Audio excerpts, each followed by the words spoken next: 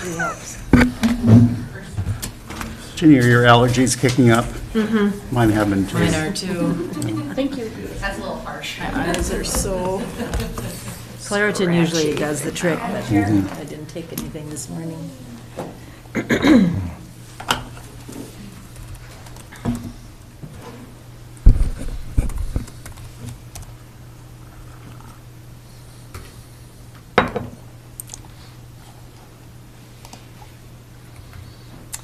Good morning. It's 8:30 on one of these screens. So at this time, we'll call the Cook County Board of Commissioners regular meeting to order this morning on Tuesday, March 22nd at 8:30. And could we stand for the Pledge of Allegiance? I pledge allegiance to the flag of the United States of America and to the republic for which it stands, one nation, under God, indivisible, with liberty and justice for all.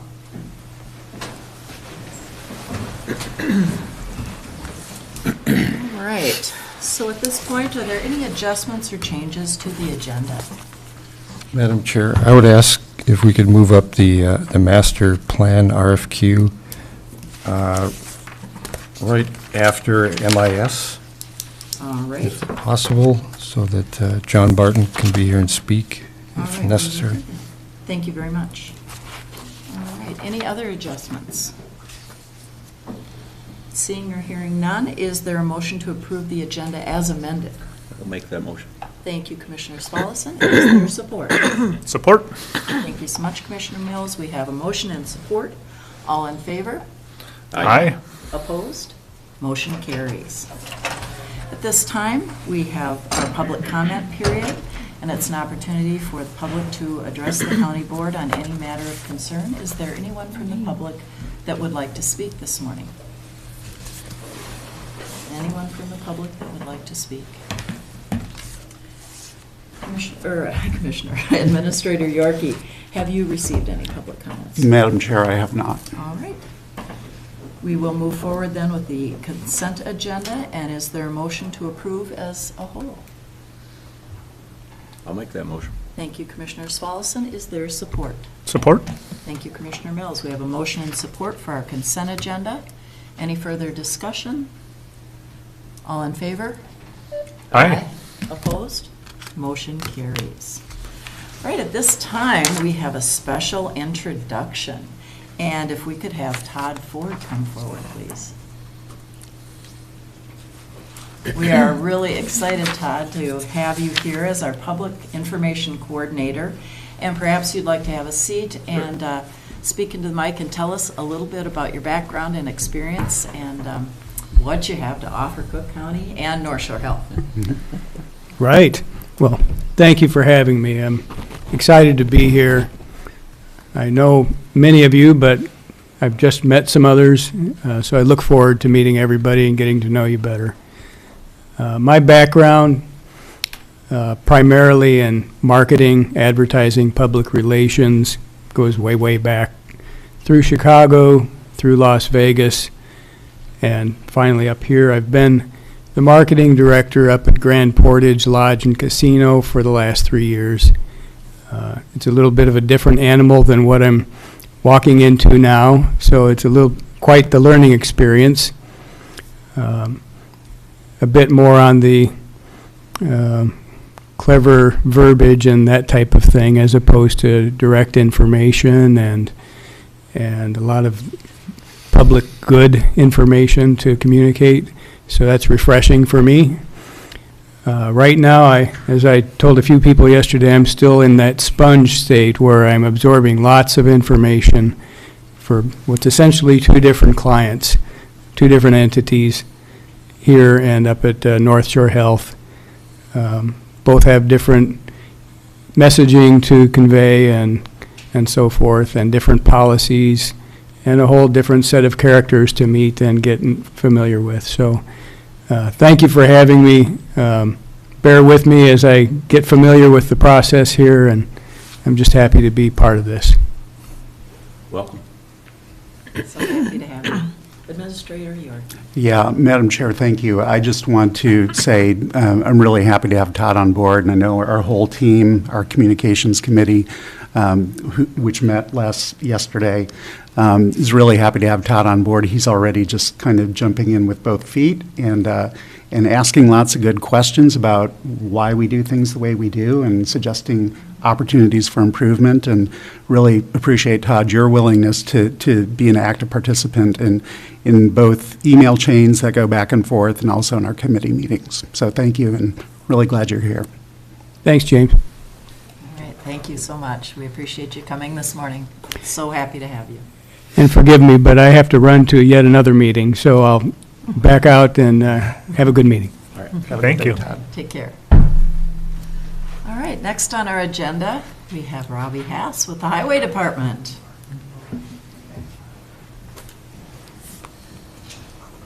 Good morning, everybody. Good morning. What are we doing first?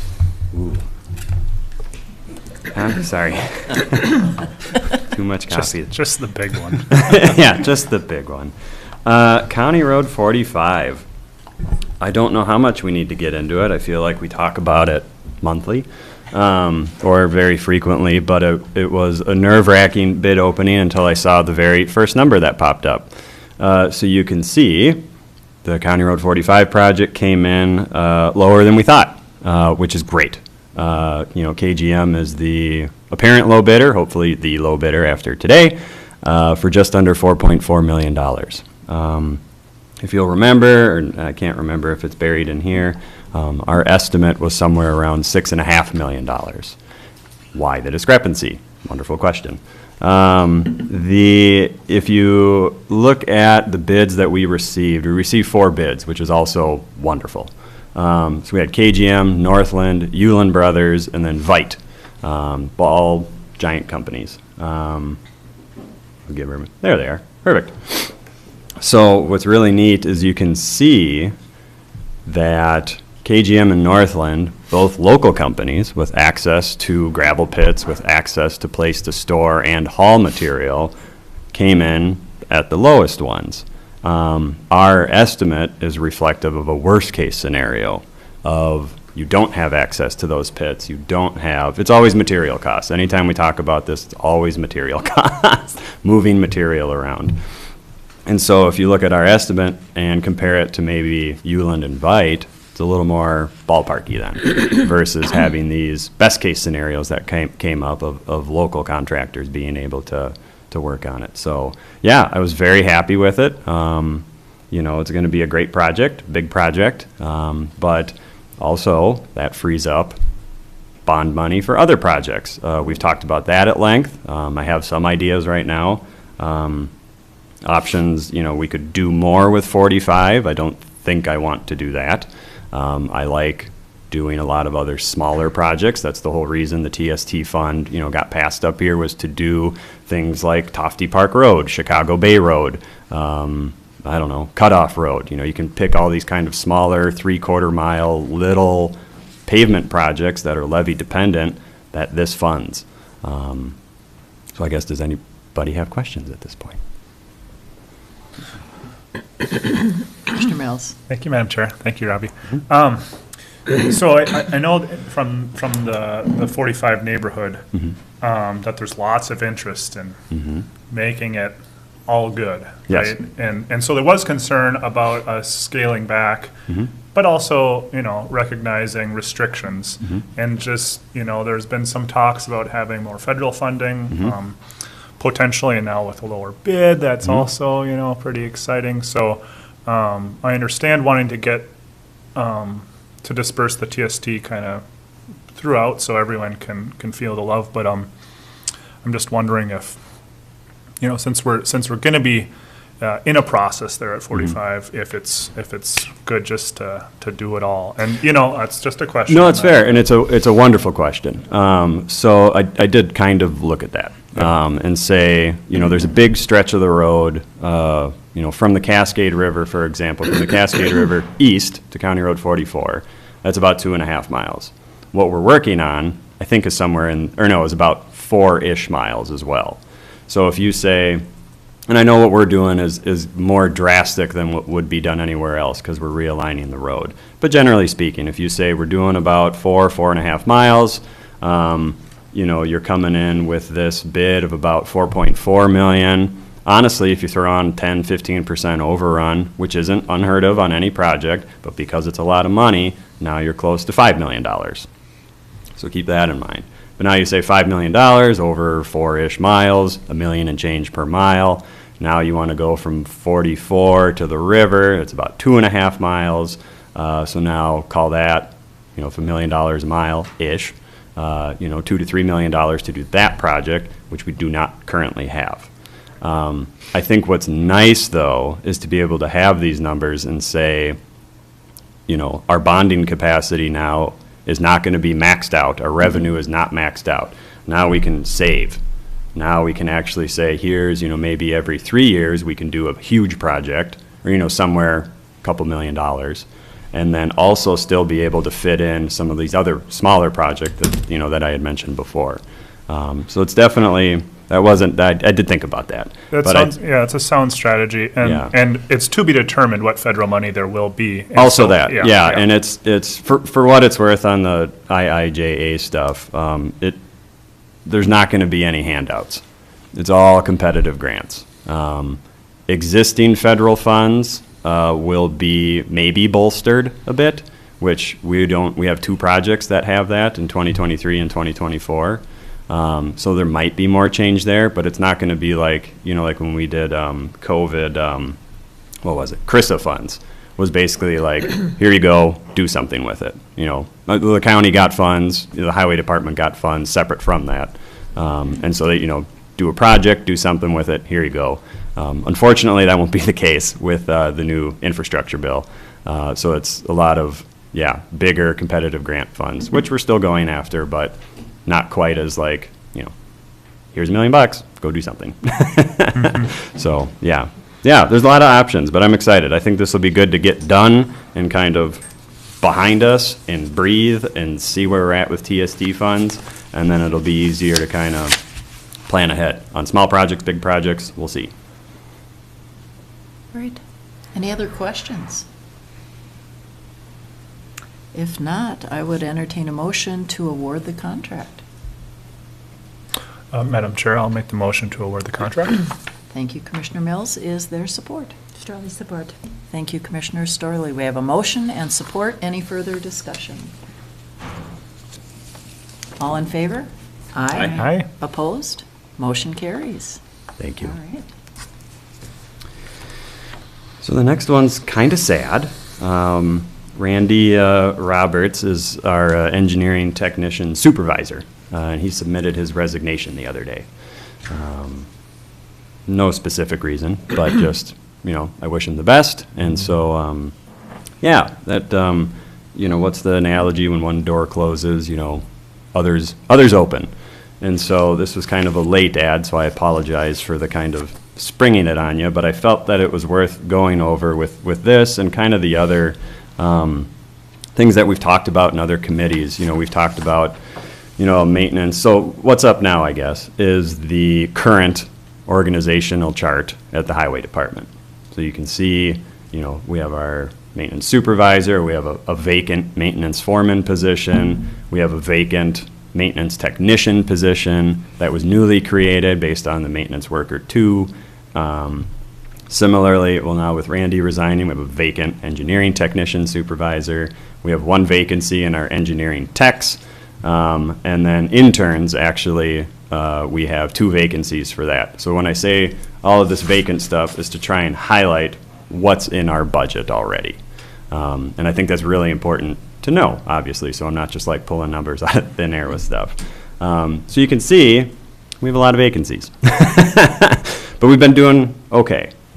And so with what we're proposing, what I was proposing going forward, and this was kind of sprung on by Randy's resignation and then also some of the other shuffling around that we've been doing, is you can see some name changes, you can see some grade changes, and an additional job.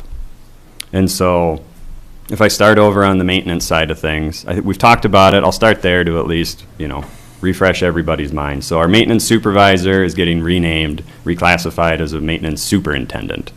The reason we did that is we wanted our maintenance foreman to become a supervisor. And the reason for that is, like we've discussed in the past, is that was somebody that is with the crew day in, day out, daily activities. They're with them every day. We want them to be able to give constructive criticism, hold their reviews, because they're with them every day. The example I give is it's no different than if, Commissioner Sullivan, if you were to give my review. We work together, but not every single day. So it's not, versus like James giving my review. That's a little bit different. So it's kind of the same thing. We wanted the supervisor to be able to give reviews to the crew members as opposed to the, superintendent, kind of knows about the people but isn't with them every single day out in the field. And let's see. I think on the maintenance side, that's new. The maintenance technician we've talked about in the past, but we had an open, or have, a maintenance worker 2 position that's open. We are just reframing it, restructuring that job description to make it more specific to meet some of our needs. We've talked about culvert inventory, sign inventory, utility permits, entrance permits, and really having somebody that knows that stuff in and out, a traffic control expert, an erosion control expert. That's what this maintenance technician fills, is that. If you look over, the biggest change is probably going to be on the engineering side of things. Randy was the engineering technician supervisor. The reason that was the case is he didn't have a PE license like I have. And so if you to be the assistant county engineer, you need to be licensed. And so with him leaving, I thought it opened up a unique opportunity. There used to be an assistant engineer up here in the past. I think, it's been a few years, but it was under the old job classification system. That's how old it's been a while. And so what I think that does is open up the opportunity to pursue somebody that's licensed while also pursuing an additional engineering tech and an environmental specialist. We've talked about that a lot. Now, where to start? We have an open engineering technician position, and we have engineering interns, where the money is in our budget. And similarly with Randy's job, the engineering technician supervisor, there's obviously money there as well. So the difference between, a technician supervisor and a assistant engineer, you can see the big grade difference. Obviously, it depends experience with this person coming in, but if I had to guess, between the technician supervisor and the assistant engineer, you go from a grade 190 to probably like 210, 220, somewhere in there. And so salary, right, we don't care about grades. What does that mean for money? My guess is it would probably be about a $20,000 to $25,000 difference between those 2 positions. Similarly, with our open engineering technician position, originally the plan was to make that the environmental specialist so we can fill another niche and just do more with what we have. And so whether you want to frame it as the engineering technician position either gets filled with another technician or the specialist, either way, I would believe that is kind of a wash as far as our budget is concerned. The last piece to it then is our interns. Our intern budget is about $55,000, I think, for 2 interns. And so if you compare that to then either an engineering technician or the environmental specialist, I would expect that to be maybe another $8,000, somewhere in there. So overall, the change in our budget from current to proposed, at least on the engineering side of things, is probably $30,000. On the maintenance side of things, we're still waiting for things to get graded, but I think that's either about a wash or very, very minor. And when I say minor, 5 to 10, maybe. Just because the superintendent is just a name change, there's no grade change. The foreman gets bumped up in grade to a supervisor, so that'll be something. Again, depends on experience, though, so it's kind of wait and see. All the numbers aside, what does this mean? So overall, when I looked, back historically, so if I think of like last year with our budget cycle, And without getting way too into the weeds with it, we had insurance things, we had COLA things, personnel, we had some bumps in calcium chloride, for example, and other things. Our total increase at the highway department, I think it was like somewhere between $90,000 and $100,000, somewhere in that vicinity. And so I believe that with these changes, we would still be able to fit that realm of, budget constraints, I guess, and, kind of the action we've been taking, as the county as a whole, of these just predictable 3 to 4% changes every year. We have our budget that, increases a little bit. Like I said, last year it was $90,000 to $100,000, somewhere in there. And so I think with personnel things, we would wait and see where we sit when that budget cycle comes, and then stay within those parameters the best that we can. So that's a lot of information. So does anybody have questions? I just appreciate getting a wide range of ideas and thoughts out there in advance and looking at different scenarios. It's really helpful, and it gives us time to think in advance. Yes. Questions, comments? Stacy? Absolutely. So, the assistant county engineer, Yes. I still processing Sure. it. I get the thinking for Sure. that. But I believe part of the reason we didn't have a county assistant county engineer was because we couldn't get one. Correct. So what are we going to do about that? Well, I've thought about it quite a bit, and I think if there's one thing that this pandemic has taught us, is that remote work is an option, is something to consider. And so I think that's something, and, I look at houses periodically. I'm not moving. It's just interesting to look. We all do it. And but, there's no housing.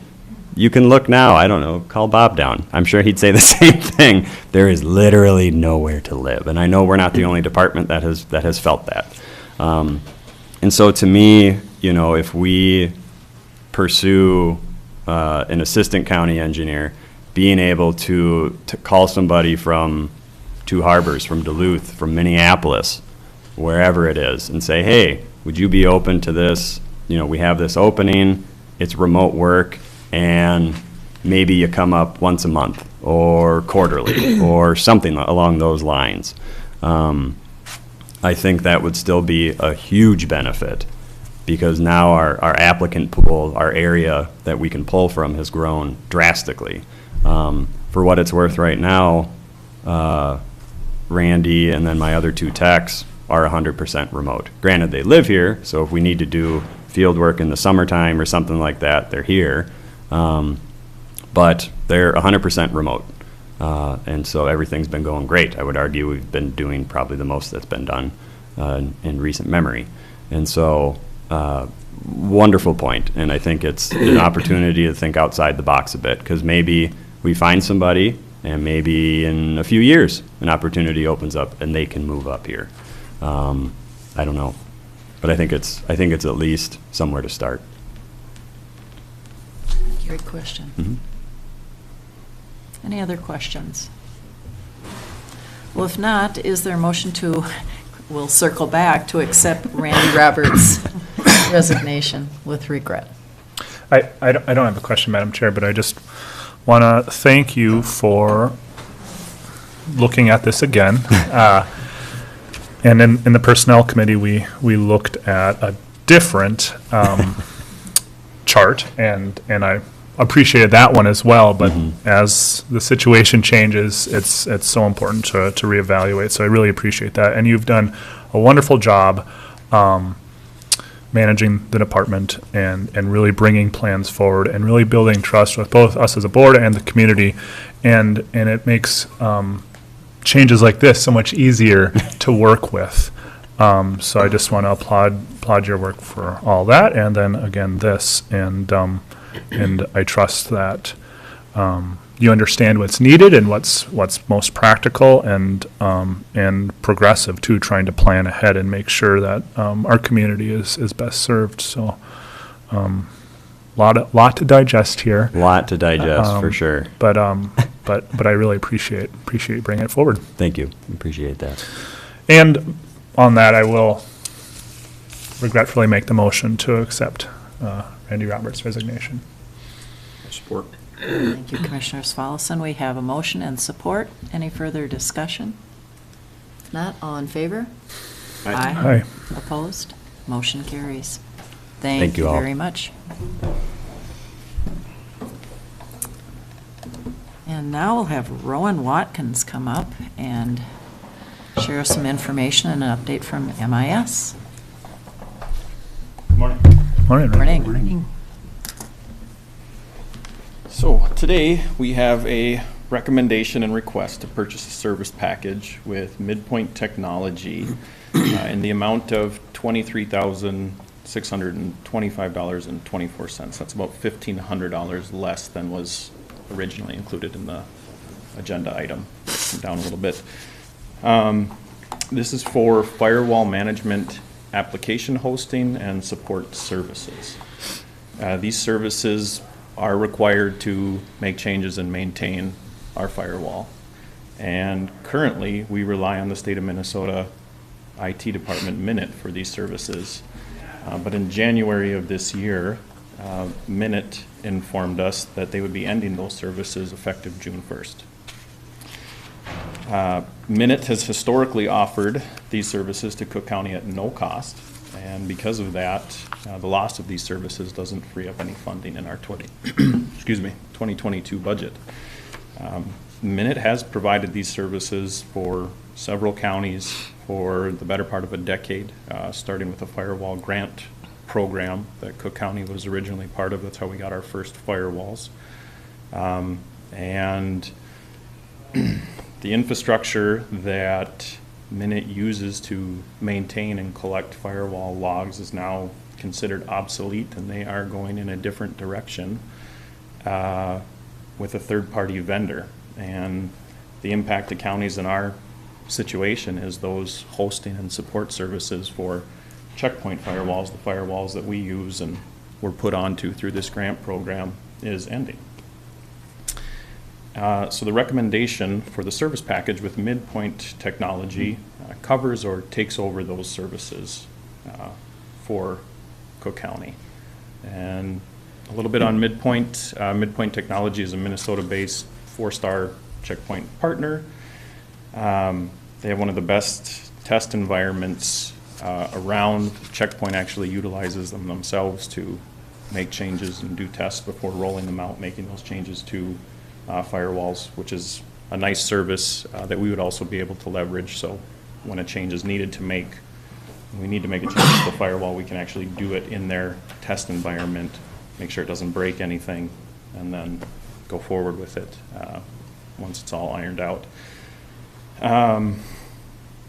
All that to just say that they are very qualified, and their high rating as a checkpoint partner, in addition to the references that they provided, really speak well to them. And a long list of major companies, including 3M and Hormel and other major companies who use Midpoint for these services.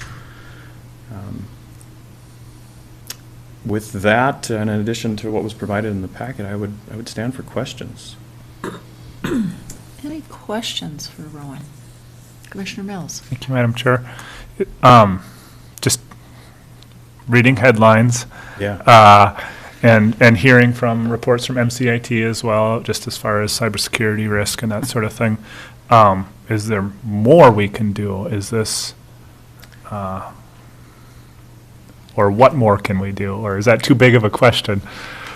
Well, I think, still securing the end user is a very common yeah. phrase and buzzword. Right. And that's something that we continue to work through with Yeah. all of our staff and Yeah. training and all That's of the that. greatest. It is. But, this change here, it leaves us in a spot where we're required to make a change.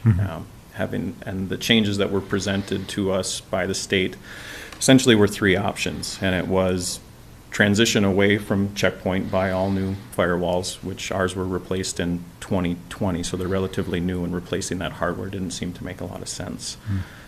Stay with Checkpoint, but bring in your own hosting application server and maintain it yourself. And so for replacement cost issues, our overall larger strategy of trying to unload from our server rooms and host things as much as we can, and replacement costs, service costs, the ability and availability for support if we need it. All of those reasons, we shied away from that, leaving the third option, which was to find another entity, in this case a vendor, to host our application management hosting. Thank you. Yeah. Other questions or comments? Administrator York. Yes, thank you, Madam Chair. I just wanted to reiterate the point that Rowan made, which is, we were getting this service from Minute for free, and it really made sense for us to stick with that as long as we possibly could. And prior to January, we had not gotten any signals that they were planning to discontinue the service. So that's why it wasn't in the budget.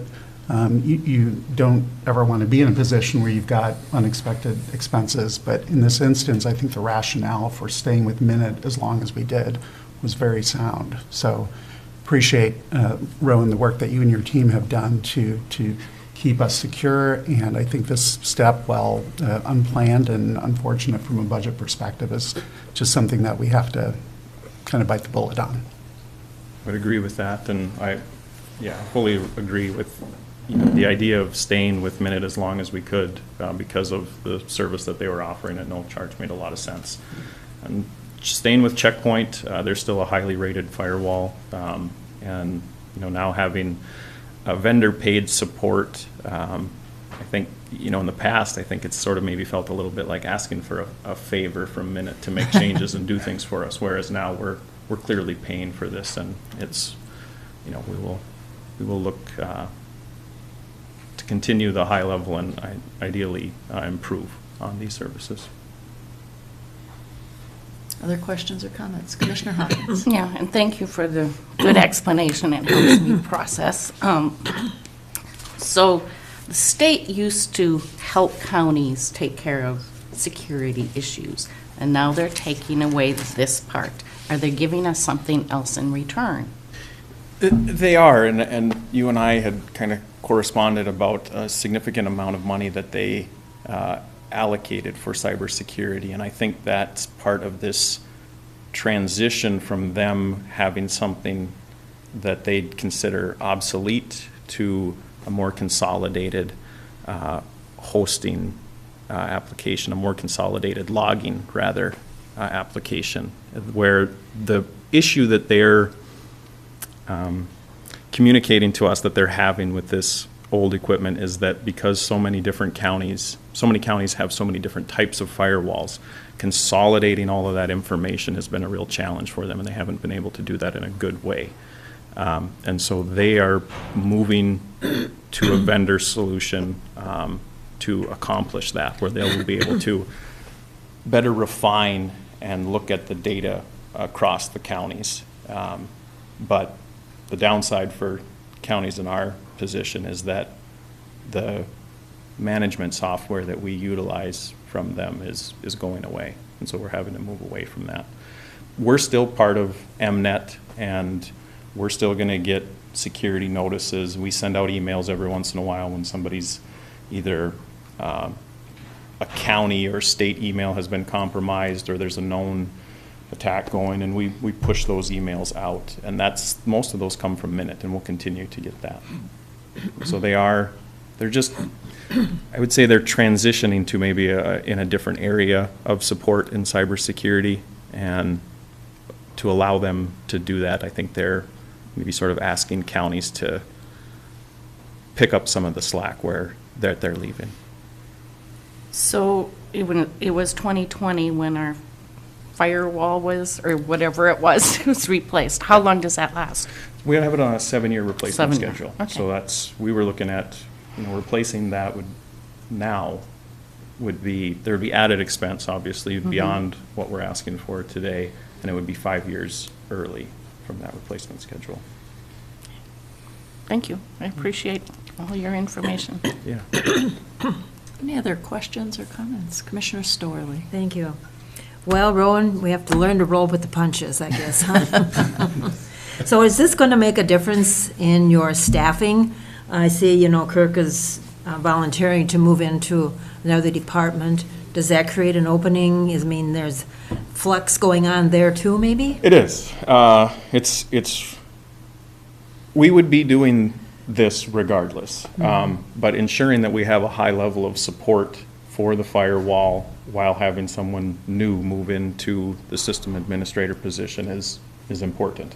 And so, Kirk and I both did a lot of work kind of vetting multiple vendors that offer this, working back and forth with Minute.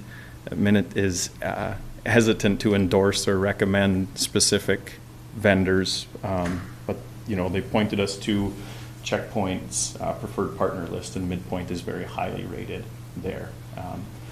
Kirk transitioning to system administrator does create an opening in our department. Again, the IT analyst position will be open and posted, and we'll be looking to hire there.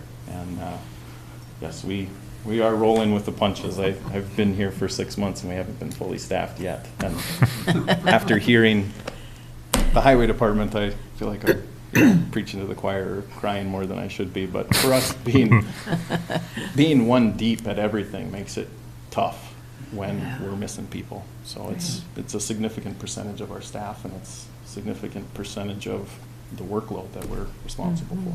So. Well, I'm sure you'll do a good job in figuring out how to recruit and how to, fill those gaps as they come along. Probably is only the beginning of how many years in the future. Thank you for your work. Appreciate it. Thank you. Other questions or comments? If not, I'd entertain a motion. Madam Chair, I'd motion to approve the purchase of a one-year service package from Midpoint Technologies. Thank you, Commissioner Svallesen. Is there support? Support? Thank you, Commissioner Mills. We have a motion and support. Any further discussion? If not, all in favor? Aye. Opposed? Motion carries unanimously. Thank you. Thank you, Rowan. Thank you. All right. If you recall, we had an amendment to the agenda, a little change. We're going to talk about the airport master plan. We have John Barton here who will come up to the microphone. He can respond to questions or provide any information. And Brady, I'll turn it over to you. Yeah, Madam Chair. So the airport went out for requests for proposals for master planning services for 2022. This is partly a response to the FAA, who actually helped us write the RFQ in a detailed manner that fit their needs in order to supply funding for the master planning, which the airport board decided was a priority for 2022. And two parties responded to our request for qualifications, and that's a change for us in any of this kind of planning. We've pretty much been had one response anytime we've gone out like this because of our remoteness. So we did get a second response, and maybe, John, do you want to take it from there as to the how the committee reviewed and made their choice? Sure, be glad to. We have a subcommittee as part of the Airport Commission charged with the responsibility of assessing the applications, scoring them in accordance with the advisory circulars that we're required to follow by the FAA. We met and did that. We scored the two applicants. One was Rsnh, our current engineering consultant firm, and Bolig Incorporated out of Wilmer was the second respondent.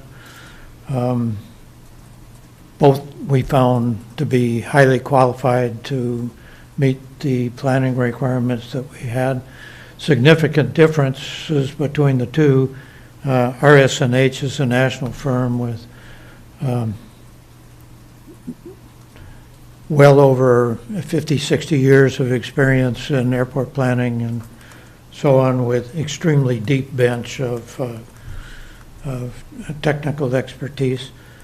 Wilmer is the Wilmer Bolig outfit, 23 years or so of experience, local Minnesota, essentially Minnesota-only firm.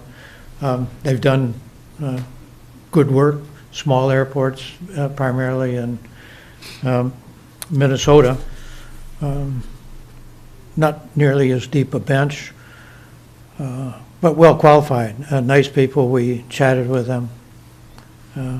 If we were to start de novo and not having had anyone working for us, Bolig would be high on our list.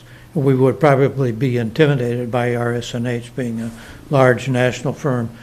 It's not the case, of course, and we've had upward of 20 years of experience with Rsnh as being our advisors. So they got the nod from us. The scoring was close. I don't know that you saw the minutes of our meeting that we sent. It was close given the differences between the two. A deciding factor, I think, has to be the lack of continuity that we would have in the middle of a very important project for us if we changed horses in the middle of the stream here. Their Rsnh's experience and knowledge of the airport, the environment, and the community. And those are all very important. We're a remote community with transportation needs that are not unique in the state, but significantly different than many of the communities. And our terrain here is unique in the state. And for an engineering firm and any hard asset that you have to build, you need to understand the capabilities, the challenges that are presented, and Rsnh certainly does that. So we were happy to have two respondents to the RFQ, and we were happy to continue our relationship with Rsnh if you approve it. There's some time pressure. We would like that to be taken care of today if possible, and then we need to have Rsnh resubmit the package for the master planning project. And the reason for the pressure is we're in a grant funding cycle that will close soon if we don't get this proposal to the FAA. That proposal was submitted under, I don't know how much detail you want here, it gets complicated, but the FAA turned that same package that we're going to resubmit down, and they turned it down because they were concerned about a potential audit of them in their allocation of funds through the granting process to a airport that had a thin response to their engineering application, one, and two, that they, when we selected Rsnh just not long ago, as you recall, the projects that we had on our capital improvement plan with the state, which is a requirement, had an ALP update. That's an airport layout plan, which is part of a master plan, but it's the drawings and so on. That was on the CIP and not a master plan.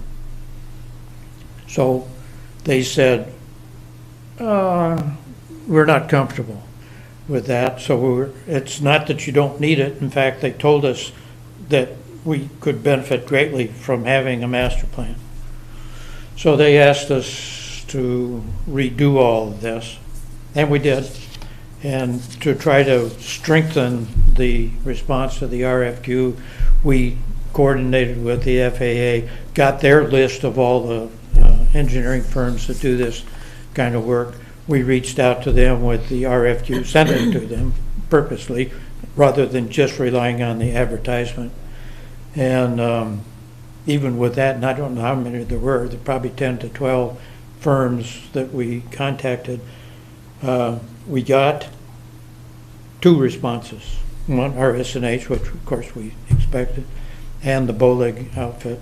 And we had to talk them in, actually, to submitting a response to the qualification request. And they did happily, and we've outlined the results of that. The confusion about ALP and master planning, they're covered by the same advisory circular.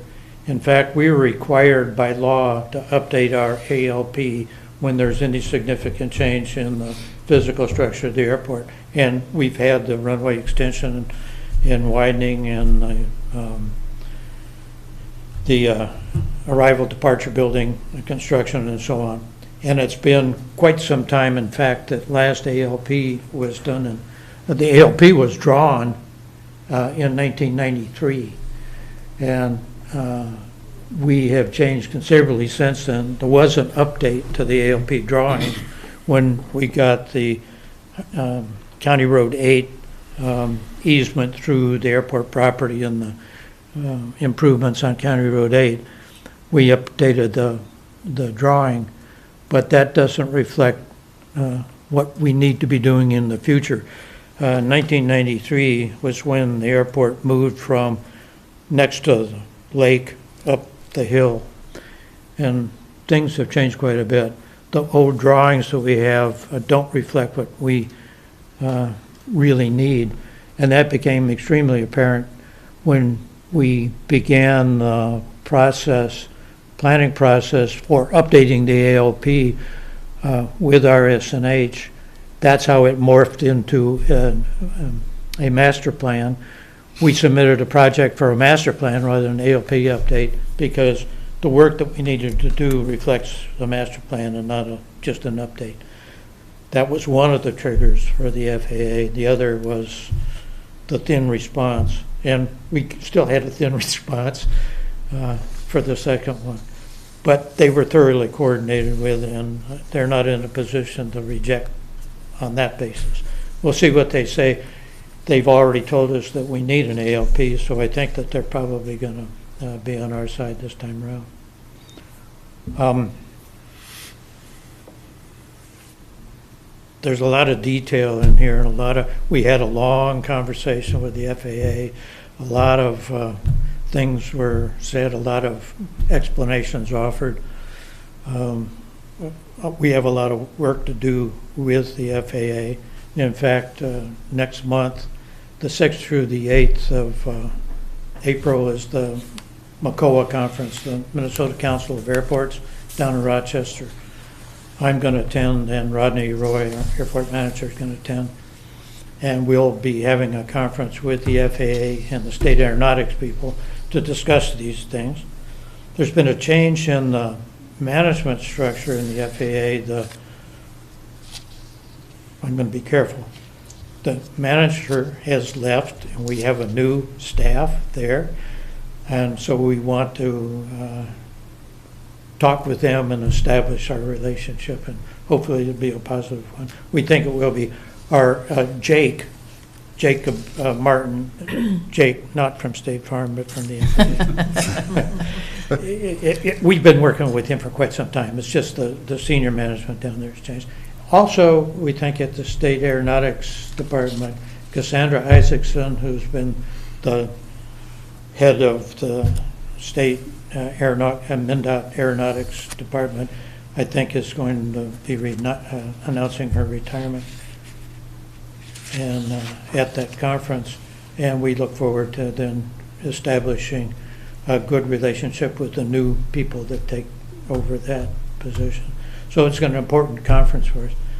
And for another reason, as Molly's well aware, we're working on a airport ordinance and minimum standards document that will put us in a good position to be able to manage the airport property as we go forward.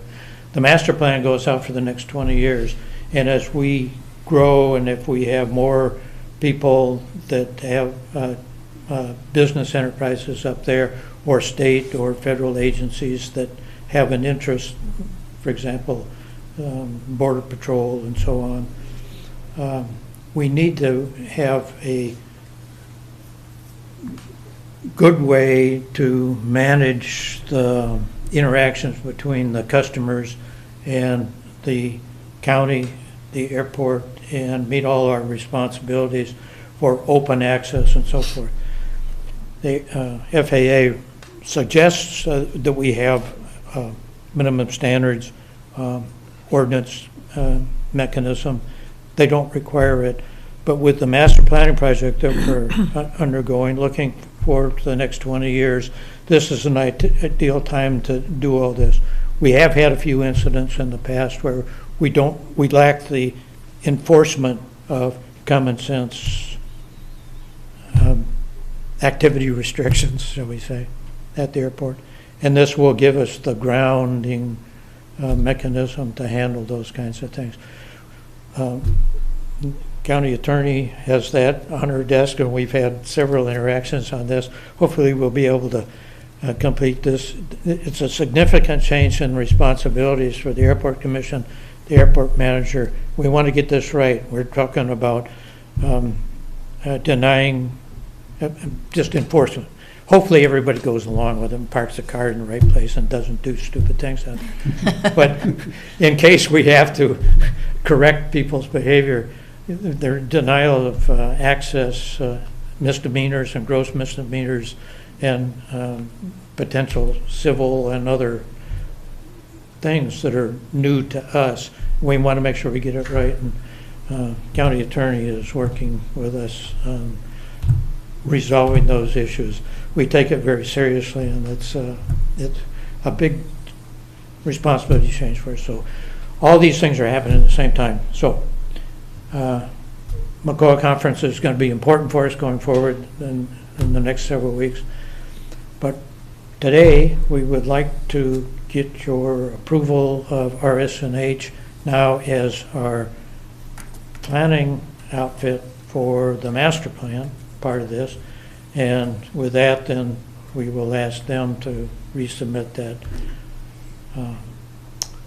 master planning project to the FAA. They go hand in hand. You approve that, and we send the package down there.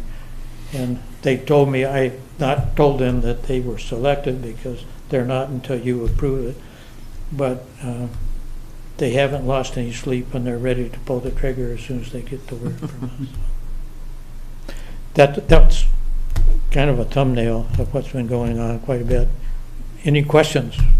Well, and that is a thumbnail. I know that the Airport Commission and many subcommittees have spent countless hours putting together and developing all of this, and it's an important time for the airport, so I appreciate all the work that you've put in, all the effort, John, and also Attorney Hicken, in making sure that we're moving forward in a really good way.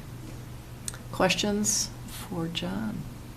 I don't have a question, but I just want to express my appreciation for you coming here today to explain all this. It really helps to understand what's really happening. And I just want to thank the Airport Commission and you and everybody for working on this. This is something that's been put off for a long time, and it's exciting to know that things are happening. Good. Other questions or comments?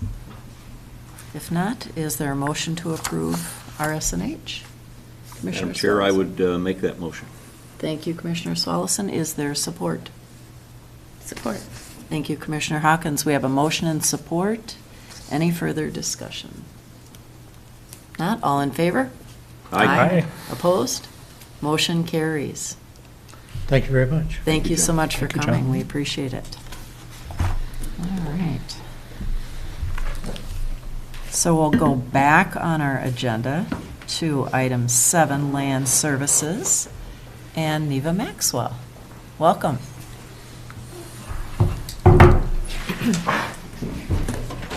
Morning, everybody. Good morning. So the first item is the proposed changes to the septic ordinance. We do an annual review over our ordinances to identify anything that can be cleaned up with or be more efficient. And we identified 3 items to be addressed in the septic ordinance. The first would be to extend the timeline that certificates of compliance are valid for, extending them from 5 years to 10 years and 3 years to 6 years for new ones and renewals, basically. This is basically because components have gotten better quality over time, and we're finding that this is just a more efficient, less redundant way to make better use of these certificates of compliance. The other items to be proposed for this amendment is a timeline to have our soil logs submitted by the septic contractors, to be getting those within 2 years, or 2 weeks. Whew, man, 2 years would not be satisfying that goal at all. Yeah, so a 2-week timeline to get the soil logs, observation logs in from septic contractors. And then the third item is to require that no septic permits be issued on a property where there's unresolved violations, because those violations may have an impact on the septic components that they're applying for, basically. Notices were sent out to all the septic contractors, and we did not receive any comments from anyone. And the Planning Commission recommended unanimous approval of these proposals. Thank you. Any questions?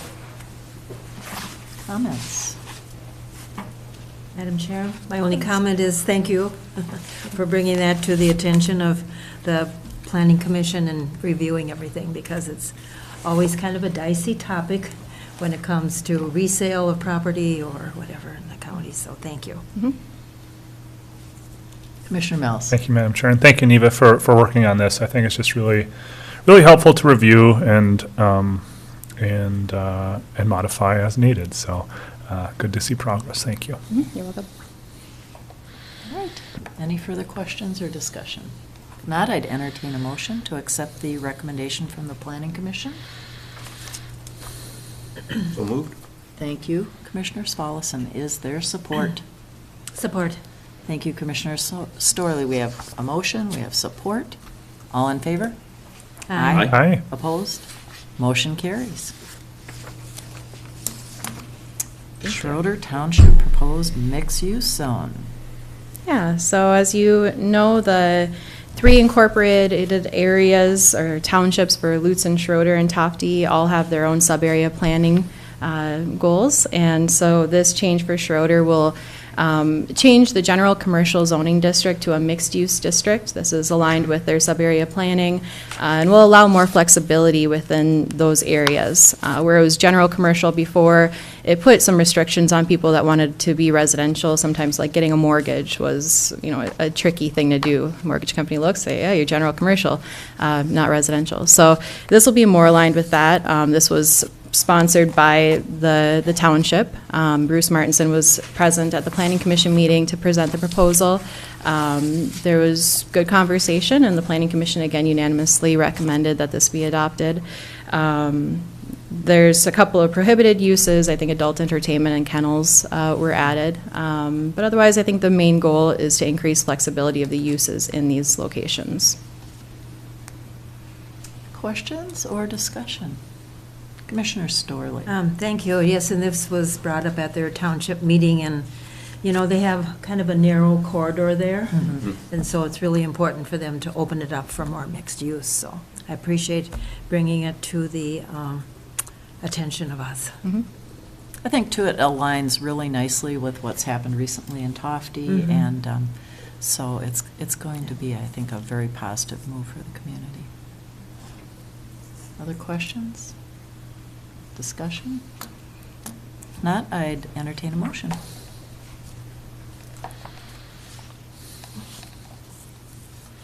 So moved, Madam Chair. All right, we have a motion. Is there support? Support. Thank you, Commissioner Storley. We have a motion and support. Any further discussion? All in favor? Aye. Aye. Opposed? Motion carries.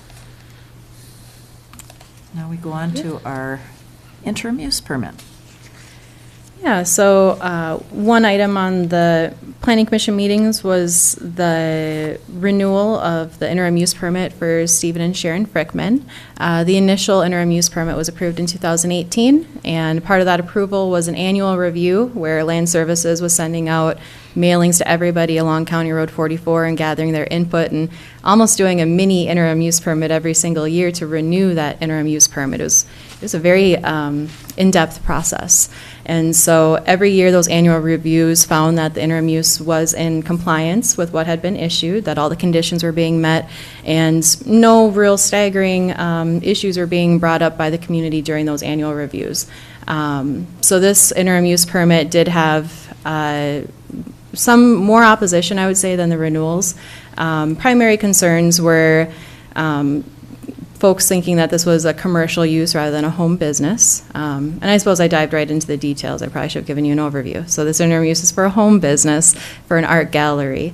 I'm just kind of assuming that you all are pretty familiar with this one, so sorry about that. After a lot of discussion, we heard the opposition. There's 3 neighbors in opposition, 3 neighbors in support, and 1 neighbor pretty firmly against the 10-year renewal, more so wanting a smaller timeline of the approval. The Planning Commission took all that information in and deliberated, and they came to the conclusion to recommend a 3-year interim use permit with no annual review. So it's just a straight 3 years for the Frykmans to be able to operate their home business. One of the biggest reasons the Frykmans had asked for a 10-year interim use permit is so that they can operate their business knowing that the next year they're going to have that surety that their business is in place. It's very difficult to operate any type of organization or business if you only have 1 year to plan for. So that was the main reasoning, and when I spoke with the applicants, they've kind of made it clear, like, this is the 10 years that we want, and then we're pretty much done with this. We're ready to relax. So that's the reasoning for the 10-year renewal. So the Planning Commission said, well, 10 years is a little long with some of the opposition that we're hearing, so let's settle for 3. And that was pretty much it. There's a couple of other changes, I suppose. So it was a Thursday through Sunday request with the same hours from the 2018 renewal. I'm happy to answer any questions you may have. The general recommendation was for that 3-year interim use permit to be approved. One Planning Commission member did object. He was not specific about why he objected. Any questions?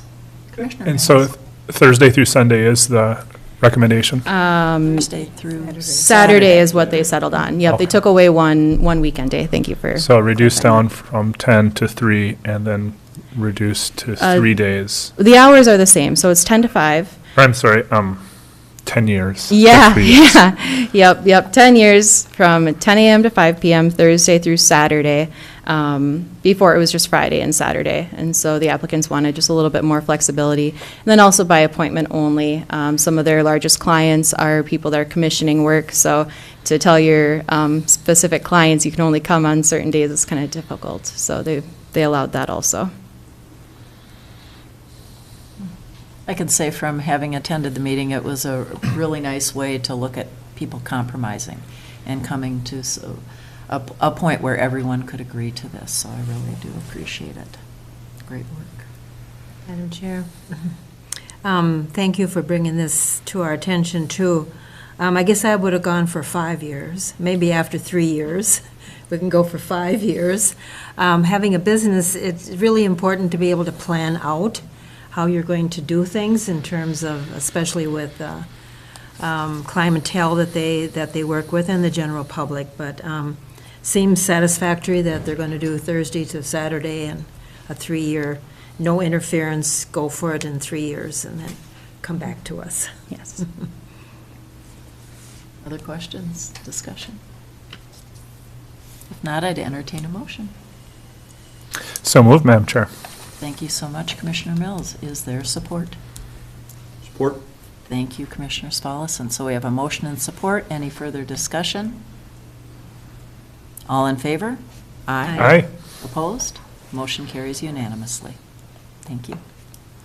All right, and now on to Minnesota Power, the Conditional Use Permit. Yes, so this proposal was brought forward by Minnesota Power / Allete.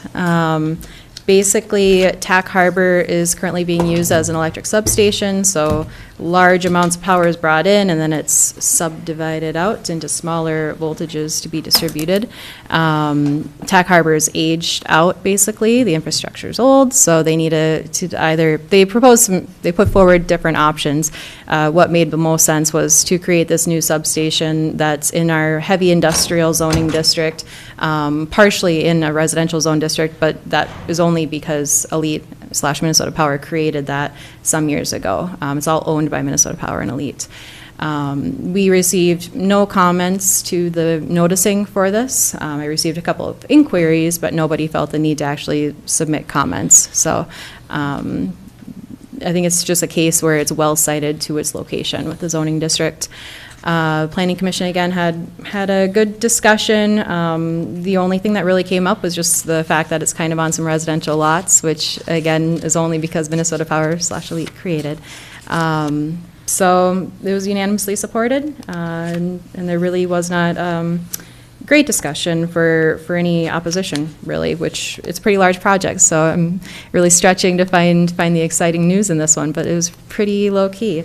I guess the citing, to answer the question of why it's even on any residential zoned area, is because it was for wetland avoidance. So there's a pretty large wetland swath in the heavy industrial location. So Minnesota state wetland rules require that we be citing those projects outside of wetlands where it's feasible and possible. So. Any questions or discussion? Commissioner Svallesen. What was their timing for moving forward if they get the permit? Yeah, he had their timeline in here, so let me just cite it for you. It's within the next 2 years. Okay, that's what I was thinking, but I wanted to confirm that. Now, I think based on the age of Taconite Harbor and the substation down there, we should be strongly supporting this to move forward. Mm-hmm. It's where we get our power from for the entire county, so it's something that we want to ensure that infrastructure is prepared to continue to provide us and the growth for the county. So, thank you. Mm-hmm. Thank you. Commissioner Storley. Thank you. Well, one of the exciting things up in that area in Schroeder is there are many lots that are designated for another little housing community. So they would know the best place to put this. It may be on one lot because they have to avoid the wetlands, but I think they would have the best idea about where to put this because of future development up there. Any questions? I know I asked the question about the wetlands credit, and it does go to Cook County, so that was really important to me to clarify that. All right, I would entertain a motion. I will make the motion. Thank you, Commissioner Svallesen. Is there support? Support. Thank you, Commissioner Storley. We have motion and support. All in favor? Aye.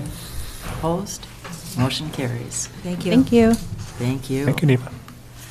Would anyone in the group like to take a break? I know Tim Nelson isn't present. But we I wondered if we were going to do it before noon. I was going to ask, but I would prefer to do it before Brady.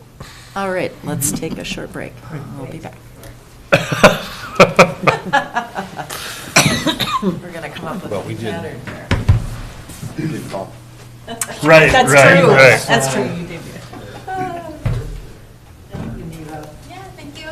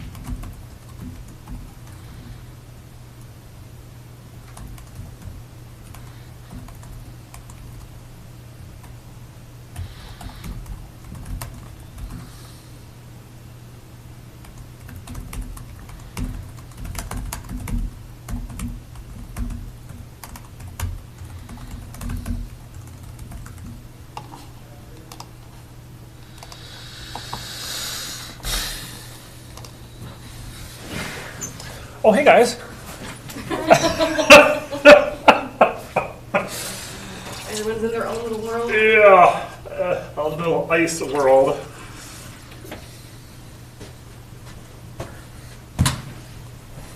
I woke up expecting a lot worse, and then it started coming a little worse, and I was like, oh, okay. And then I looked at the forecast.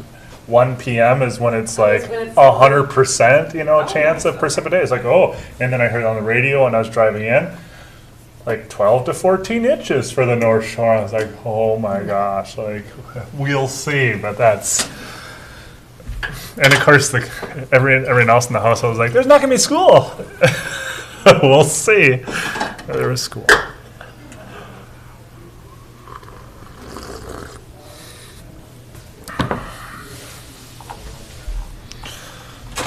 And I guess Lake County has no school. Oh, really? Ice or snow? No school. For ice I or don't snow? Weather. Weather. I'm Well, maybe assuming for us ice. tomorrow. Yeah, I'm assuming. Well, yeah. Maybe tomorrow. I keep looking out the window going, where is it? Goodness.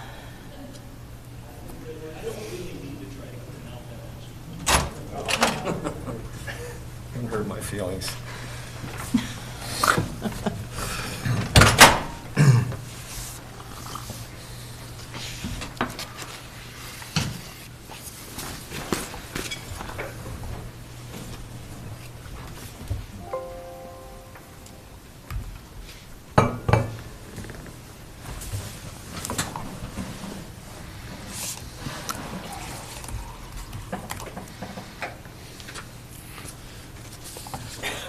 How was your drive in?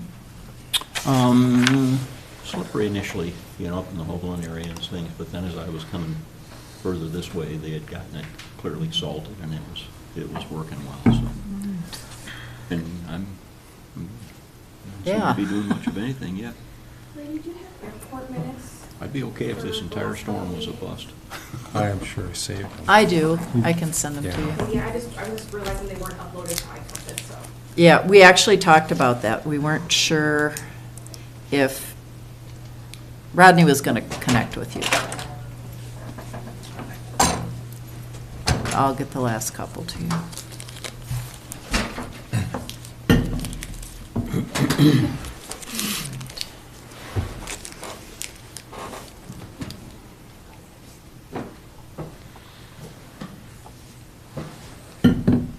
Did you see Molly right now? She had to step out for a call. Okay. All right. Well, we will go ahead and reconvene, and Auditor Powers has a number of items to discuss Yeah. with us today. Madam Chair, I'd like to start with 8B, if that's all right. Certainly. So that, because the first step in our redistricting is to approve the precincts. As you remember, we kind of did it in reverse just because we have so many unorganized areas, which is our responsibility. In most places, the precincts are all in towns and cities, and the county just waits for that to get done, and then it moves into its redistricting. So in our case, we looked at this with an eye towards how is it going to affect the redistricting, the population, and et cetera. So we looked at that. And then in the actual precincts, we also, in our office, had to look at the management of the precincts and management of elections and how that affects it. So we made a couple of changes, hope, with your approval, that you do approve that. So I guess first, if we look at the map, you can see this is all basically as you looked at and gave your, it kind of had a consent without a vote as to the districts, how they would look. And so you can see them all on here. Of course, no change to the 3 towns. The city had that slight change. We moved it over. We asked the city to move over their line 1 block which was their response, and they did. So that's done. And then we looked specifically at the precincts and what happened with what we were looking at with the design of District 2-4, making that more compact and rounded. It actually cut off the contiguity of 4-8A, which is Maple Hill, which was wrapped around and went down to Lake Superior. Well, those no longer touch with, or just barely touch. And continuity is not required for precincts. They could actually be separate. But it's better for management, it's better for the public, it's better for us to have it in our heads. So Maple Hill then does not go down to that point. The size is different. It left Gunflint going all the way down and taking up all that extra area along 61 and the population. I made that oversized, made Maple Hill smaller. So we looked at what makes the most sense, and to us, putting a new precinct in, breaking that Gunflint up into 2 and breaking it at Pine Mountain Road. So where Pine Mountain Road goes up and intersects the Gunflint Trail. And then so from there on down, you can see it's also green, which makes it hard to distinguish, but 4-8B then would be that lower section. And so if you approve that, what we actually get is 3 precincts now in Gunflint, your district, 4, that are about the same size, easier to manage. So Maple Hill 4-8A, this new 4-8B, and then Gunflint, traditional 8-4-8, would all be in the 300s, 330 to 390, thereabouts.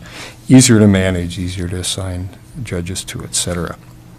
So if you were okay with that, then the main questions are the naming, I think, if that part is okay. 1-3 was traditionally Colville, but in what we talked about previously in the commissioner districts, because of the shift in population, the Colville Town Hall does not reside in 1-3 any longer. It's now in this new 4. Yeah, I would propose that the new precinct 4-8B would be named Colville, because that as we know it in our area up there, that is Colville. You know, not to say that the others didn't enjoy being in that precinct, but that's the majority, that County Road 14 loop in that area, with the town hall, the fire hall, and everything else is that's Colville, as people know it, generally. So we're not trying to redraw Colville as a whole or as I see it, but I think the majority of it does fall into that district, or into that precinct, I should say. Yeah. Makes a lot of sense. Makes sense. And then 1-3 also needs a new name. 1-3, we just looked at some of the physical characteristics. Judge Magny Park is a good section of it in the lower area. Thought, maybe Magny.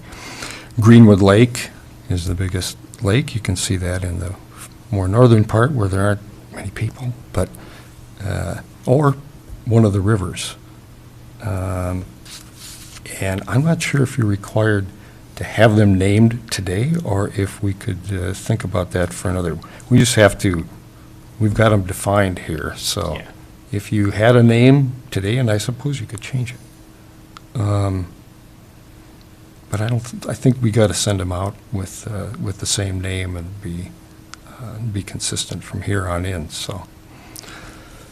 I would say most of the population lives close to the shore. They do. And so the Judge Magny. I think they would relate to, being the Magny precinct. I think people would understand how that came to be. Yeah.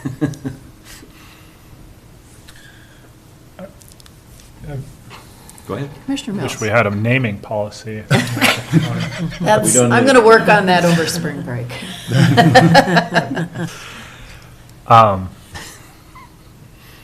I'm not opposed to the Magny district, but I like the idea of rivers.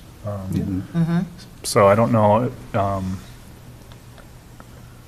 Hard for me to see which. Yeah, I know, that's what I was like, Rivers the really- overlay. Yeah.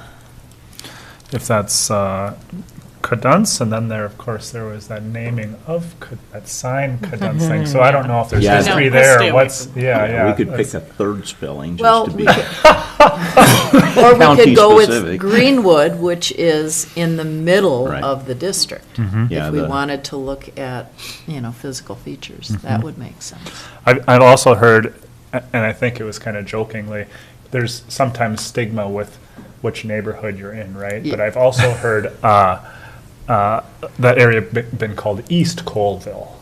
But I think it was more joking than anything. Yeah.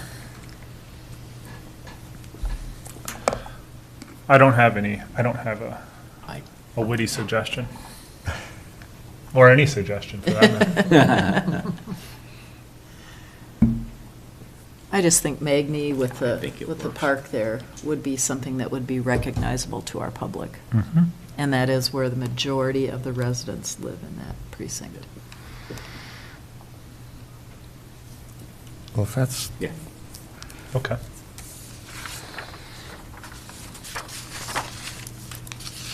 I did provide a resolution, and so I'd ask for, if you're ready to approve, then approve the unorganized precincts with those two names, with Magny for Precinct 3 and Colville for Precinct 8B. Is there a motion to We'll make approve the the motion. resolution? Thank you so much, Commissioner Spalls. Support? And Commissioner Mills has supported. Any further discussion? So you're going to need more election judges now, right? Not necessarily, it's the same, I mean, the number of people have gone up a little bit, Okay. but the smaller ones, there are some smaller ones in the 150, 170 range. I mean, Okay. it's always, you go back and forth with, you know, people with great experience. We kind of keep track of the timing, and we know who can do two smaller precincts as fast as two that can do a large one and things like that. That's a constant adjustment we make, so. But the same, there are a few more people now, yeah, in this election than there were in last election. I think there's going to be more in the next ones coming, so the overall number, I think, will make the biggest difference. So we should put a plug out there that, if you want to be an election judge, it's a fun job. It is, Yeah. And It is. important, very important. Very important. and it doesn't go all night. People, some people probably remember the stories of 2, 3, 4 a.m. when they actually filled them in physically, counted by hand, without machines. Even 4, I don't think that was uncommon at all, so. So it's not as fun as it used to be? I think it's more, well, yeah, there's that. Those were the days in the 1990s, Just why go to bed? 2 a.m. You gotta go to work at 8, you might as well just stay up and drink more coffee. Okay. What could be more fun than that? Absolutely. All right. I never experienced that. All right, well, we have a motion to approve by resolution, establishing and reestablishing our precinct boundaries. Any further discussion? Not, all in favor? Aye. Opposed? Motion carries. And back up to A, which is our redistricting. Yeah, so this is just getting ready for now the county redistricting, which can't happen until after March 29th. So just looking at the timing of it and whether we should have an evening meeting to look at this. And I just picked out, examples of dates and times in this proposed public notice, we have to publish this 3 times. So we probably will move out to the April 26th. Hard to avoid that at this point unless we have a special meeting, because that's our second meeting date in April. So I'm proposing here, just as an example, the 12th of April, which is a Tuesday at 6 p.m. in the Commissioners' Room, to hold a public hearing to consider these plans for redistricting, and then publish it 3 times, and hold the final on April 26th. I think the timing seems really reasonable with April 12th, and gives us time to consider whatever the public may have to share with us. So, Commissioner Mills. Have you been in touch with, well, I guess you've been in touch with the city, but with the hospital and the school district, or is that? Just initially, but Okay. not on the specifics of this. Okay. They've been very, very curious, but I'm sure they're listening. I'll make a motion to set the public meeting. All right, so we have a motion to set the public meeting for April 12th. Is there a second or support? Support. Thank you much, Commissioner Svalas, and a motion and support. Any further discussion? None? All in favor? Aye. Aye. Opposed? Motion carries. Thank you. Thank you. And Item D, our general fund budget report. yes, that's the last item. This is Q4 of 2021, so it's really the summary of the whole year. And this is cash, of course, so lots of things will be adjusted, but in general, it gives us a pretty good snapshot because things are adjusted in and some are adjusted out. So the year end showed us at 107% of our budgeted revenue, 97% on expenses, so that's pretty close, and the net levy effect 86%. So it looks like we can cover what Rowan had to tell us this morning in probably what we're saving in the general fund, likely.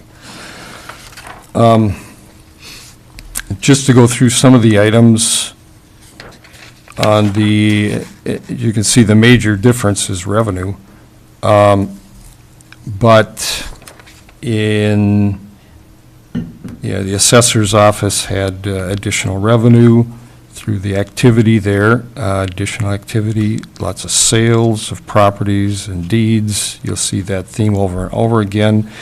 In general finance, you see a big number in the expenses, and that was the Coleman settlement. We made that payment, we made the full payment, and then we got most of that back, or a big share of that back from MCIT this year.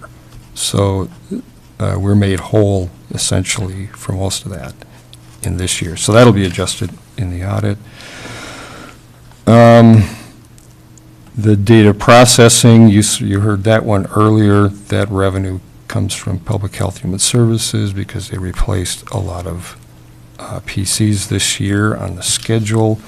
Election revenue came in early '21 for the '21 elections. The administrator revenue was way down, and that was mostly because of the public information coordinator who wasn't there, and we weren't getting reimbursed from the hospital. Attorney's office, 137%. That was just a carryover of fees from 2020, both city prosecution fees for both years, some carryover. The recorder, a lot of additional revenue there, and that's due to the activity here, the extraordinary number of deeds and mortgages going through. Our offices, the maintenance, the expenses were up. They had LEC boiler was the biggest item. Supplies and maintenance were high this year, 30% over budget, but his payroll was low. They had some unfilled positions. The utilities were low this year. The sheriff's department revenue was high. They did not budget Department of Treasury for the National Park Service for a summer deputy. They will catch that for 2023. That'll be in the budget next year. Department 208, the E911, the Central Square project, the sheriff has a grant, 72,000 grant received. It's a pass-through from St. Louis County. Radio communications, utilities, and repair costs were under budget. On Tower Capital, the expense there was the Grand Portage BDA, and all of that is coming from its own reserve fund that we carry for the towers from the lease fees. And the Grand Portage deputy, of course, that contract was canceled, so that's the reason for that one. Emergency management, the donated revenue from when they ran the EOC is where that additional revenue came from. In Tim's departments, zoning, septic compliance, legal fees, those are going to be covered by grant funds coming through Lake County in 2022. We haven't received them yet. We had a lot of building projects, higher waste revenue and demolition costs in 392. We had a new trailer, and the transport costs were offset by higher recycling redemption values. We haven't heard that for a few years. And fees and land use permits exceeding the budget in 394. In community center, Diane retired in September, and the contracted position is paid from the other department, Department 600. And there was no curling lease revenue. YMCA, the expenses were down due to COVID. A little bit of extra revenue in miscellaneous, 822. Some of that was a little bit higher BWCA money. It was kind of higher all down the line. Delinquent tax revenue and was higher than normal, and the interest, et cetera, on those delinquent payments. Our taconite money was higher than we budgeted, higher than it's been for a few years. So just a number of small items there. And I'll just leave it for questions now, and then just ask for approval of the report. I appreciate the detailed information you provided us. It really makes it much easier to wade through it with the remarks you've made in red and all the highlighting. Yeah, and I'm welcome any questions you might have based on this later, individually, of course. Mm-hmm. Any questions for Auditor Powers? Commissioner Hawkins? Yeah. So something you said made me think here. The delinquent tax and interest was more. Are we having a larger percentage of people not paying their taxes on time? Is it a struggle? I don't know if it's a percentage. We don't budget that highly. We're usually over because it isn't something you want to count on. It's just it happens. But I'd hate to budget 45,000 and then everybody's on time and be short. So I'm not sure if it's a COVID-related thing. Some of it, I think people are getting more electronic. We're getting a lot more coming through ACH and credit cards and so forth. And my sense is that there's something maybe with how people pay attention to things, how they organize, and unless you're totally electronic with them, I think there may be more missing for some reasons like that, but I don't have any real data. Okay. I just want to make sure, if I understand not budgeting for delinquencies, but if we see that there's an increase, then we need to maybe think about why there is an increase. I don't see it's not a huge difference. Like I say, we're almost always over. We budget that kind of cautiously. But it may be a little bit higher, and we don't see more letters going out. Okay. Maybe there's higher taxes is part of it. That's part of it. Maybe it's the the makeup of the people who are falling delinquent? Not sure. Yeah. I have one other question. So according to our budget policy, we are to receive these kind of reports quarterly, along with the building committee and the airport, or budget, I mean, not committee, building Yeah. budget. Are those going to be on a future agenda, or do we just, Yeah, okay. that's the plan. Haven't gotten there yet. All right, get just wondering. Thank you. Thanks. Other questions? Commissioner Storley. Thank you. Thank you, Brady, for this. So the months are creeping by, and we're almost into April. The Budget Committee will resume, Administrator Yorkie, maybe June? Is that about a time frame? Well, I mean, the Budget Advisory Committee is meeting today, and Oh. it's been meeting on an ongoing basis. Oh, okay. Yeah. Okay, Yeah. good on that. And just a reminder that if we do get discretionary requests, that we have, I think we talked about having a more thorough review of why they're asking for the money, and to have some guidelines there. So let's not forget that, too. Maybe have a heads up on having that ready, and I don't know when that will be, but I know it'll probably be coming.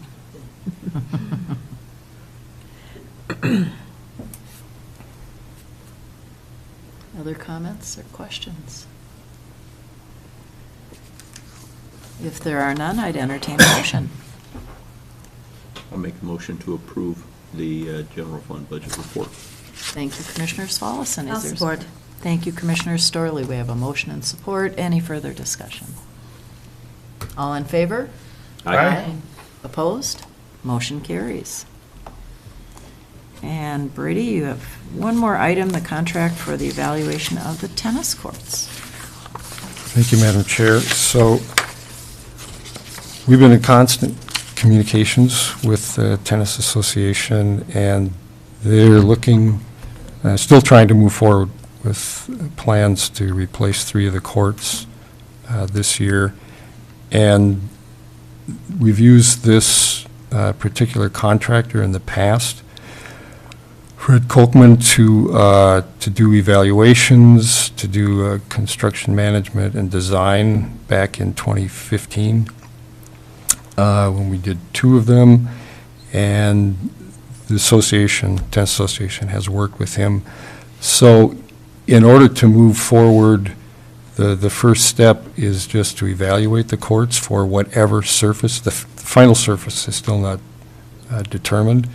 They've kind of gone back and forth 2 or 3 times. They've been to our building committee a couple of times, discuss it, but in any case, for whatever surface it ends up being, they need the evaluation. So he needs to have the courts cleared and then do detailed measurements and analysis of the work that's needed. And this is a proposed contract for $1,500 to do that analysis.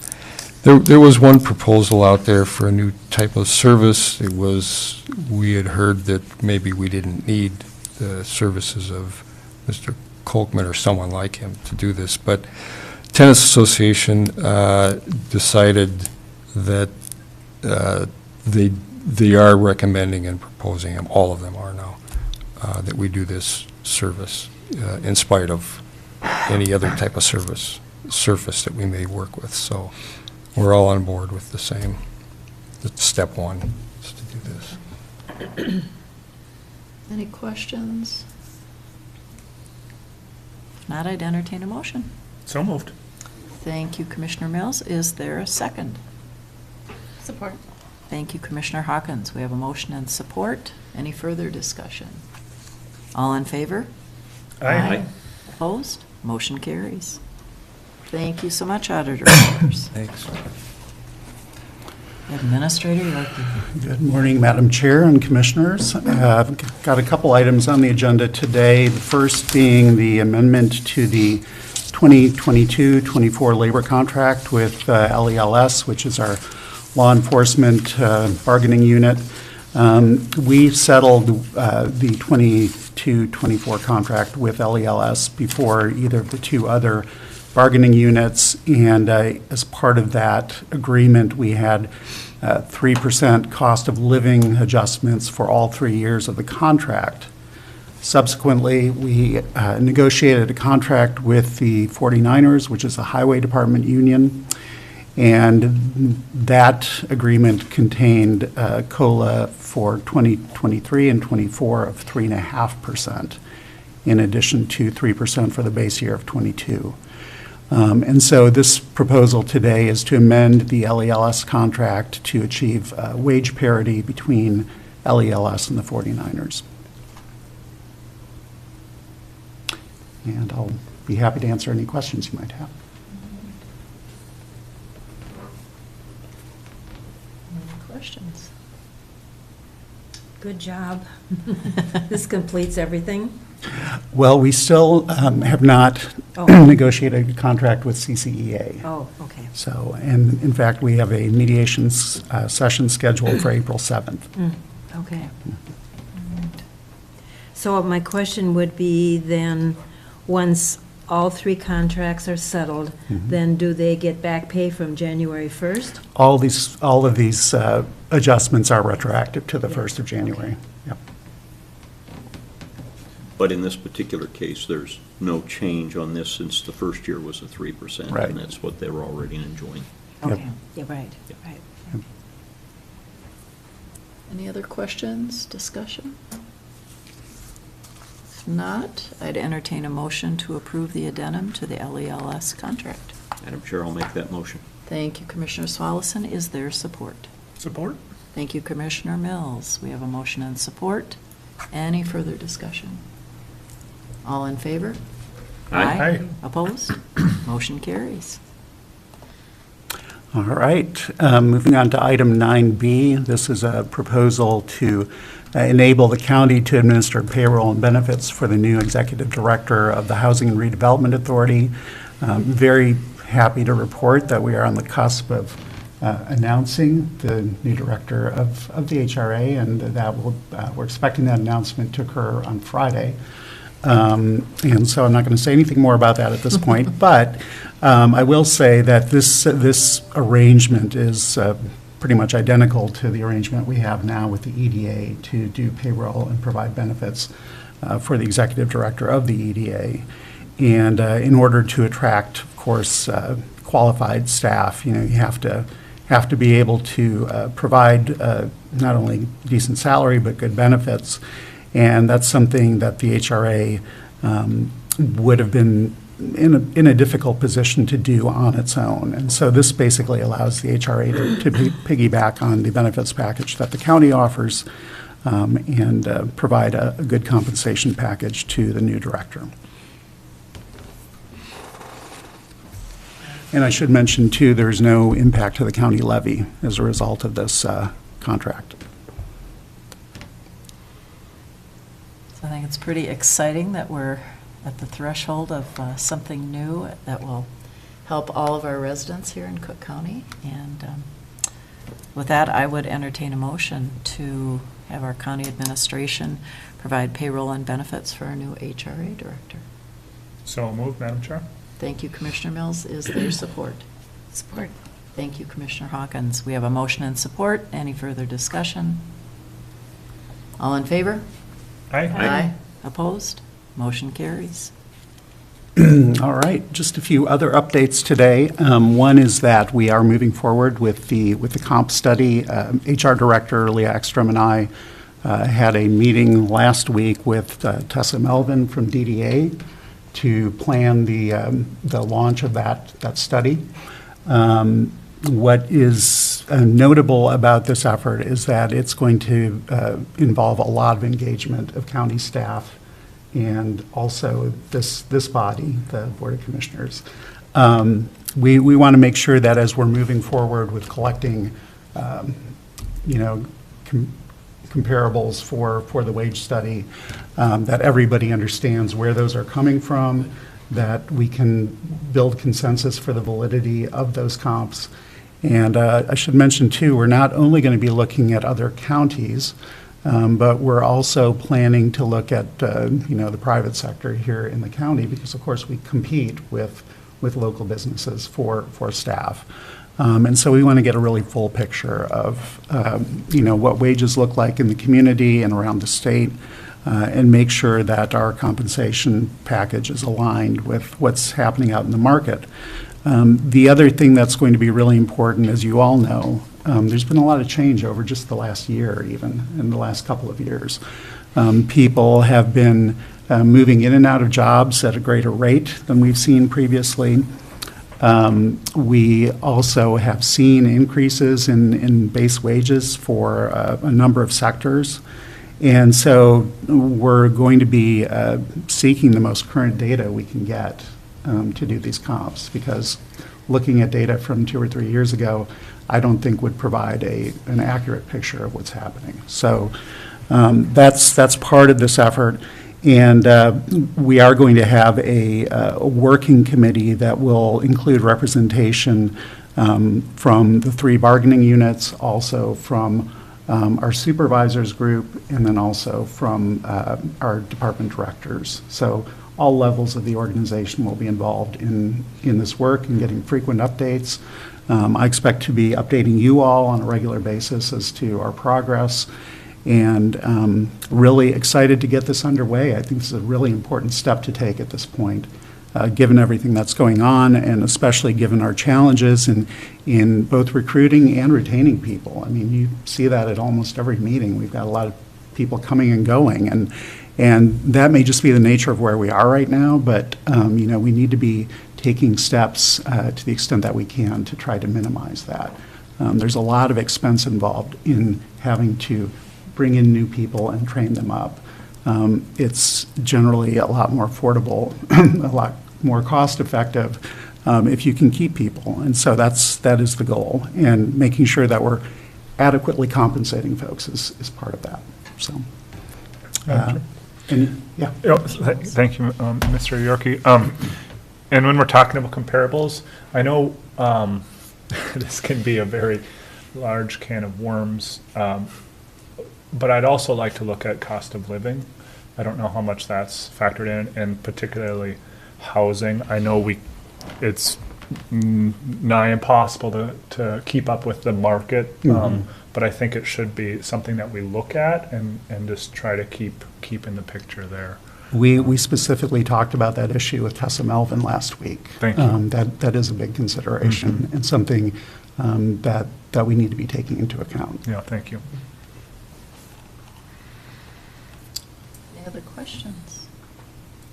That just triggered something with talking about an assistant county engineer. Well, housing doesn't really apply if it's really remote, which I don't know that I'm in favor of, but there is another avenue there that, Yeah, for sure. Yeah, it's are we looking at out of state, I don't know. It's going to be difficult to find comparables, I think, that really reflect where we are getting our employees from. Yeah. I agree with that. That's a very good point. I don't think we're at a point yet where we're going to see the majority of our workforce working exclusively remotely. I do anticipate that we're going to have some level of remote work moving forward. I think that's, it's in the best interest of the organization. It's a kind of benefit that we can, provide to our employees, and we do know that people can be very productive when they're working remotely.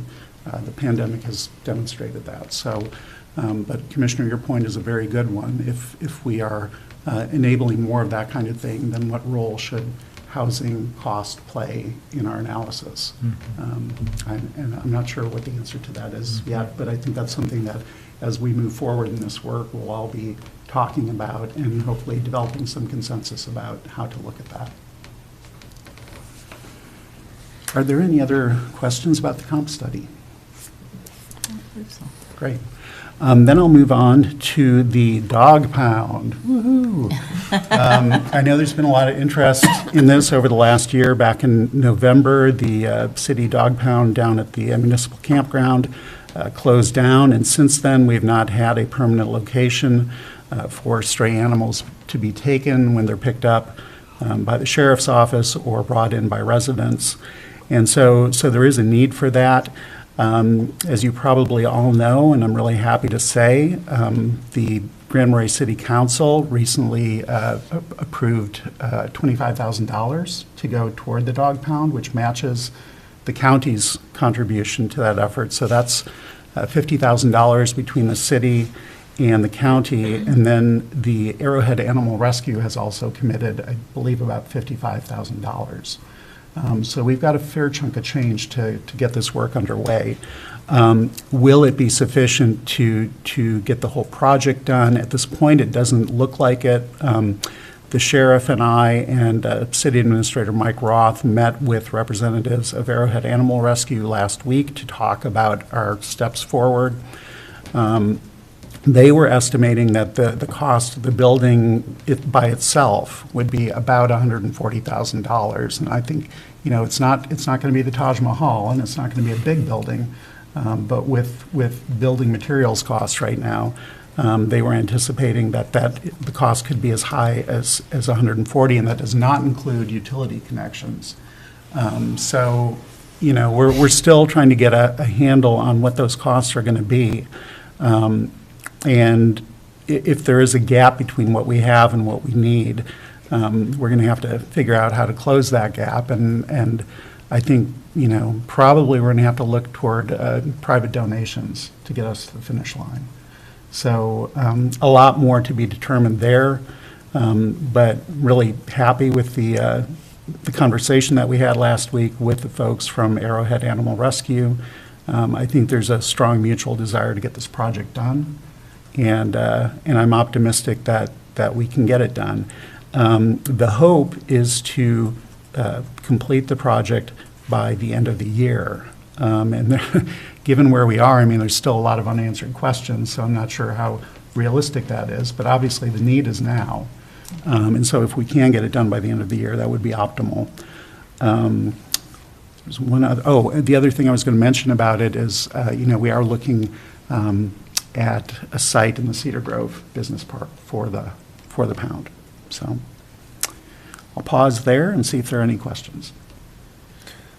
Commissioner Mills. Thank you, Madam Chair, and thank you, Minister Yorkie. And there has been significant conversation about this out in the community. And, there's also the idea of the dog park, and if there's a way we can incorporate or, work with that. And there is a trail that connects the business park to that area, but there aren't utilities at that area that I'm aware of. And so I think that just the cost of moving it over there instead, it makes sense maybe physically, geographically, but it's just not practically feasible. So I appreciate the business park being an option. And we actually did talk about, there has been a suggestion in the community that the dog pound and the dog park be co-located. That would be problematic for a number of reasons. As you mentioned, there aren't utilities at the proposed site of the dog park. And then bringing in, unknown stray animals who may, you don't know the behavior, and you're trying to take them in and out of a facility where there are other dogs around, just wouldn't be optimal. Yeah. So. All right. If there are no other questions on that topic, the last thing I have is just to mention that we are moving forward on the CIP update. The Budget and Facilities Advisory Committee met earlier this month, and there were 5 proposals that we reviewed. There are 2 companies that kind of rose to the top, and we are currently following up with them to refine their cost estimate. They didn't have data that we can provide to them from our last round of CIP work. And I purposely did not provide that to them up front because I didn't want to create any kind of expectation about what the scope of the work might include, if that makes sense. There's like, it's a double-edged sword, right? Because if you provide that information, it gives them a better sense of what's available, but it might also steer them in a direction of making certain recommendations that we don't necessarily want to have made. So we're in the process right now of providing that additional information to those two companies, and I'll have additional information to share at the next board meeting about that. Great. Commissioner Mills? Thank you, Madam Chair. I think that's really wise. Thank you for that approach and navigating in such a way. I think that's going to give the best outcome for our organization. Thanks. And our community. Any other questions for Administrator York? If not, we'll move on to employee concerns and commissioner concerns. Anything anyone would like to share? Commissioner Mills? Well, we attended that, I think all of us attended that town hall on childcare, and that was exciting for all the participation that was there. And I would have liked to have participated more, but due to open meeting law, it was best that we were there to observe. But I do think that we will be having, as a board, more conversations along those lines, and just that we need to. The community is speaking loud and clear about that, and what's not so clear is what all of our options are. It seems fairly limited as to what we can do as an organization. But I just as we're starting to form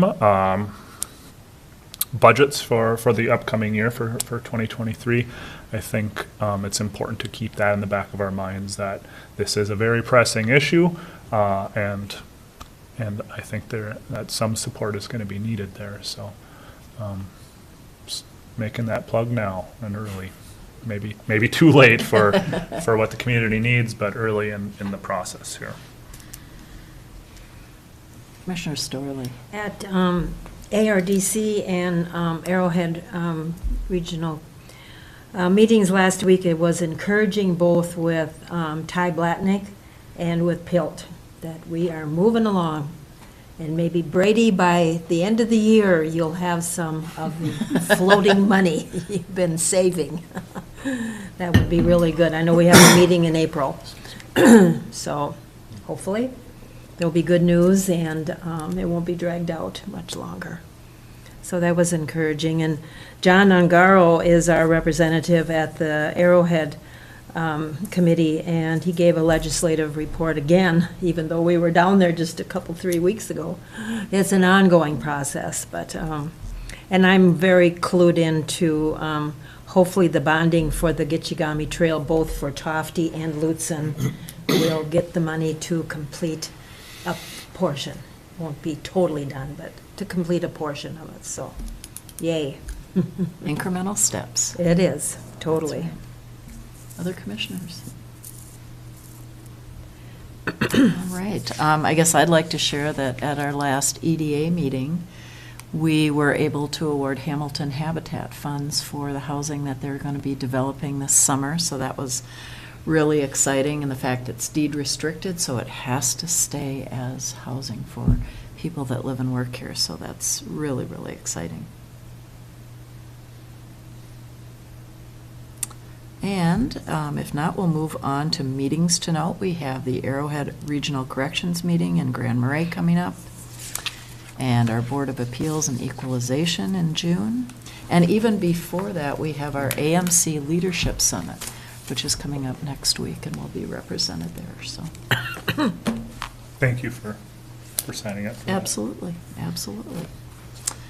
And we have some correspondence there, our sales tax report, lodging tax comparison. And with that, I would accept a motion to adjourn. I'll make that motion. All right. Support? I think we're adjourned. All right, thank you all.